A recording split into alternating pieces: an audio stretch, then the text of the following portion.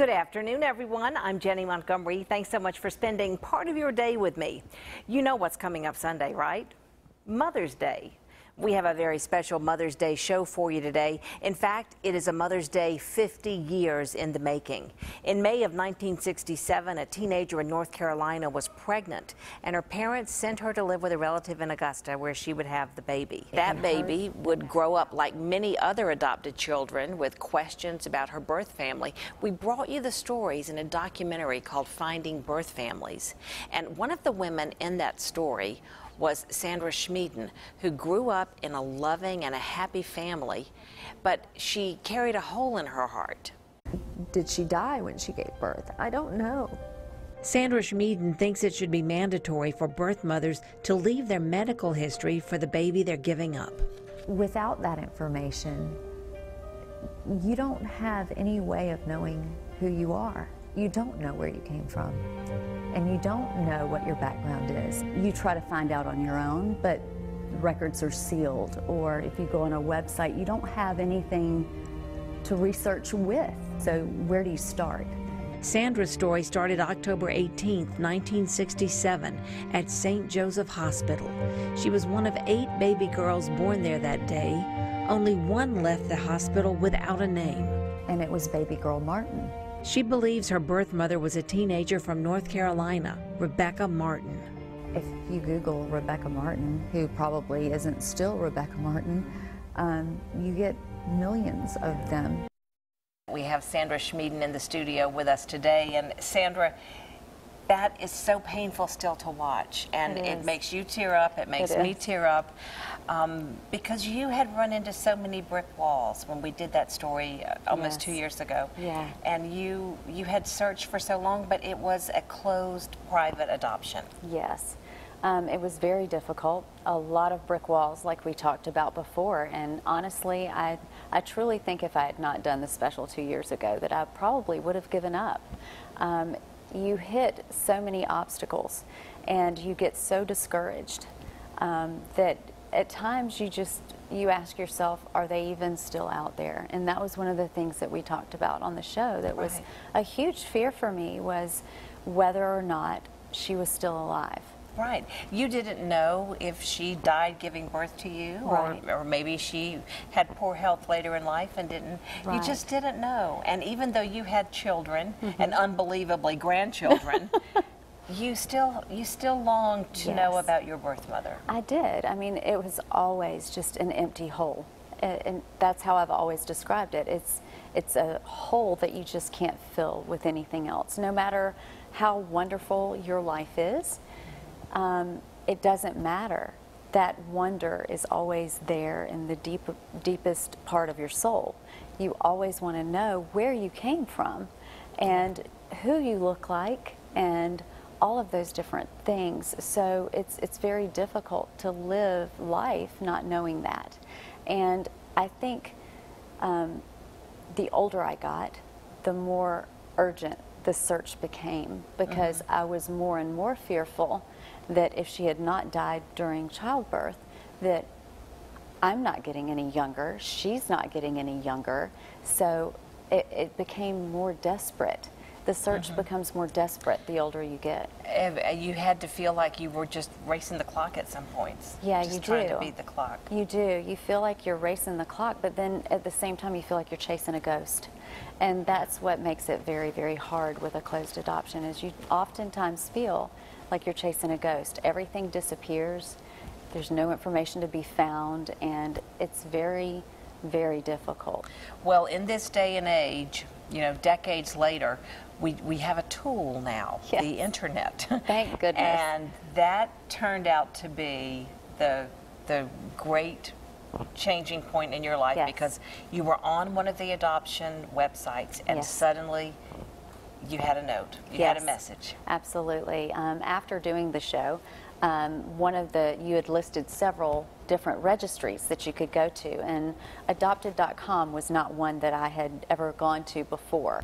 So I signed up and did a profile and sent it out there to see if I had any matches. And nothing originally, nothing. I mean, There were a few that they said were maybe 70% or whatever, but they were nowhere near. It was like really the wrong year or the wrong sex or the wrong something was not ever the wrong city or, you know, whatever. I thought it was North Carolina, but I mean, it would say California or Texas. I knew that wasn't right. And so, you know, you start looking, and I heard nothing for a year. Nothing at all. And then I got a message. As the commercial break is about to come, a great place to pause in our storytelling, because when we come back, you're going to find out the moment that Sandra has spent decades dreaming about. And that moment would be seeing her birth mother face to face. Get your tissues ready, everybody, and you'll hear this part of the story. Stay with us. Have you been injured in Back, everyone. I will never forget answering my phone the Monday morning of Masters Week. This lady right here, Sandra, had called me, and she was bursting at the seams, and she was just crying and laughing and happy, and she said, Jenny, I found my birth mother. She was making plans right then and there to go and meet her mother in Pinehurst, and take a look at the happy video right now. Steps. All right, Mimi, here it is.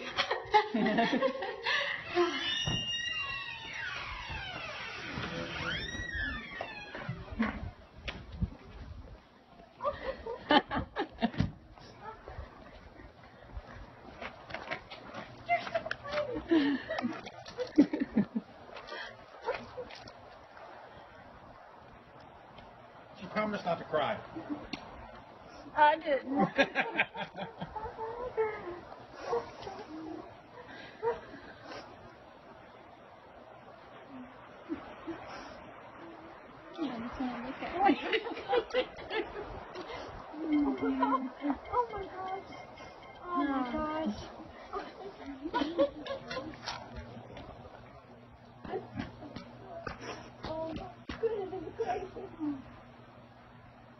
I can't believe it. Can you believe it?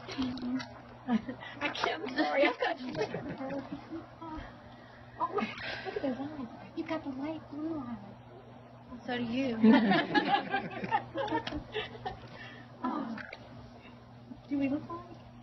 How do you see it? You see it? She's so pretty. I can't. She's beautiful. She's beautiful. I see my eyes. I see my eyes. Oh, I'm so glad to see you. Come in. Okay. Ready? Come on. Hey there. How are you? Good. I'm great. How about you? I'm good. This is good. So you could hear your brother, Mike, saying, I'm good, this is good, and that video certainly was good. And we're so glad to have you here, Becky. This is Becky Martin Warner, and you had been on the phone with Sandra that Monday morning. Tell me what it was like. You were both on, you'd been on an adoption website. Right. I had gone on and gotten a match, and I saw Sandra's face in a picture, and I knew that was her. Yeah. I just knew it in my heart, but wasn't sure, so I sent a message. And so I waited, and I waited. And 2 weeks later, I was looking through some deleted emails, and I saw in my trash bin a message from adopted.com that was from Sandra. And when I read it, I knew immediately, because she said, I think you're my birth mom. Oh. And as it turned out, I was. You were. Yes. And I've said this to Sandra, and to you, I know you feel that it's a Mother's Day that's 50 years in the making. Oh, yes. You have a grown son, and Yes. you have grandchildren, and now the baby that you gave up because you were a teenager, Yes. and it was a different time. Yes. And share with the audience, because there are other people who went through this. One of the things that you carried with you through your life was that experience of what it was like to have to give your baby up. Right. Well, in 1967, it was a lot different. Yeah. You know, there was a lot of shame that you didn't want to bring to your family. And so this is something that just wasn't acceptable socially. So it was a big secret. I never spoke of it. And so it was just a whole lot different then. Yeah. And that's one thing that you feel like doesn't need to be that way. No, honestly, Jenny, I think that there are so many young people out there, and probably people my age, who gave up children for adoption. And, you know, don't let the shame stand in your way.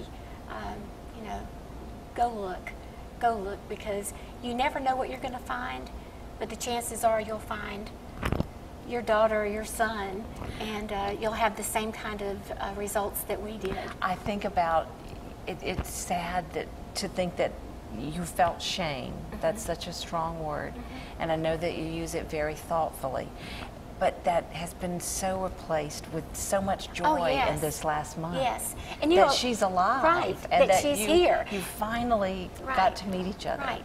And you know, the shame hasn't been the worst thing. The shame sort of dissipated over the years a little bit, but the shame I felt was losing her. Yeah. And giving her up. Although I know it was the best thing for her, you know. But that was the hardest part, is that empty feeling, that loss.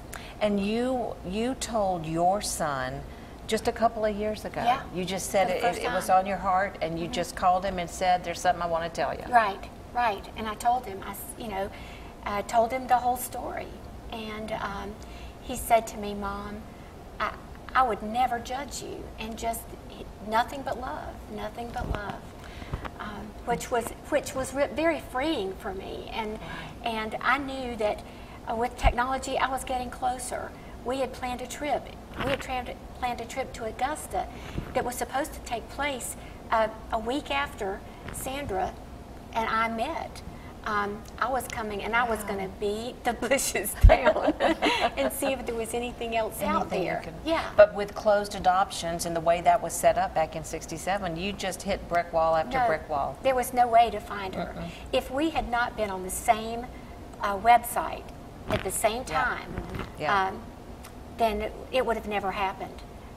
I didn't have enough information, and the information that I did have was useless to me because it didn't match anything that was out there. So I think your story is one of so much unconditional love too. Yes. And of realizing that your parents did what they thought was best. They did. For a 17-year-old. Yes. And you know that you couldn't have given her the life she had. And you know now that it wasn't that they didn't want you, but it wasn't the best for you. Right. And you know, knowing that and finding her, and like I said, there's all those questions, but just wanting to know that she was alive and wanting her to know that I was okay. Yeah. That was one of the things that you and I talked about. That's right. I was so concerned that she's out there and she doesn't even know if I'm okay. And that you're okay and you had a great life. Right. And you appreciate the way everything happened. Yes. Yeah. I think there's one thing in the video, I want you to take a look at it, that we all can feel this. Run the video, run the clip. It's a Lincoln. It is black. Okay. We're gonna go out. You better go, Mimi. Don't fall down the steps. Bruce, don't fall down the steps. All right, Mimi, here it is. Here we go. That's it. Just grabbing your stomach and the little click in your voice. I mean, the butterflies. The butterflies. Tell us what you were I could not feeling. swallow those butterflies. I had waited for so many years, and I've been looking. You know, I didn't want to intrude on her life, but I wanted her to know that if she wanted to find me, that I was 100% for it. So I have been waiting, and so it just builds up and builds up and builds up. And those butterflies were real. Isn't she like a child on Christmas morning? Just like, Santa's been here. Oh my gosh, Santa's here. I love that. I love seeing that childlike nature in you. And I love the idea that that you're a mother, you're a grandmother, and Sandra, you're a mother and you're a grandmother. And for the first time, you are having a Mother's Day where you have a daughter who's going to wish you Happy Mother's Day, and you have another mother to wish Happy Mother's Day to. Yeah, and it's so much more than I could have ever imagined. And I just can't say enough how important it is to not give up. To not give up, because as we talked about before, I was so close to giving up as we did that last show 2 years ago. And I was feeling like the deepest, most hopeless feeling. And I didn't think I would ever be able to continue. But thank you for that, because it did push me forward. And that's so it's amazing, and it's happy. And we're going to come back in just a moment. We're going to take a quick break, but we want to wrap up what it has been like now for these two women being back in each other's lives. So stay with us. Come into Steak and This has been quite a month, and I'm sure you've made up for a lot of years. Oh, yes. In 4 weeks. Yeah. You said to me earlier that you met like 100 family members when you went to I did. It was overwhelming, but so wonderful. Everyone was just so generous and just welcomed me with open hearts and open arms, and just showed so much love and affection, and I could not have even imagined that kind of love and acceptance. Because it's not like they're just meeting a new friend. You're part of the family. Yeah, yeah. And the funny thing is, though I had never laid eyes on any of these people in my life or been to that home, I felt so warm and like I belonged. Yeah. Like I truly felt like I belonged. And that's the most amazing feeling, because there were a lot of nerves going up there. You know, will they like me? Are they going to think I'm weird? You know, which I not right away. Not right away.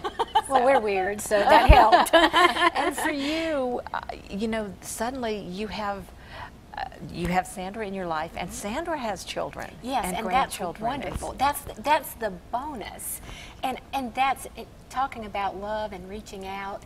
I immediately heard from her daughter Samantha, her daughter Catherine. We met Logan, and then there are 4 great-grandchildren for me, and 4 grandchildren for Sandra. And I met those that first weekend. They came to see me and baked cookies together, and I mean, my cup runneth over. Sandra, one of the things that you told me that was most memorable in our interview some years ago was you tearfully said that you always had wondered, why didn't they want me? Yeah. Take a look at this clip. Sandra grew up in a great family, but there's a void, a mystery she can't solve. I wonder why they gave me up. I wonder why they didn't want me. The question that haunts most adopted children of all ages. I had a wonderful family. They loved me every day, but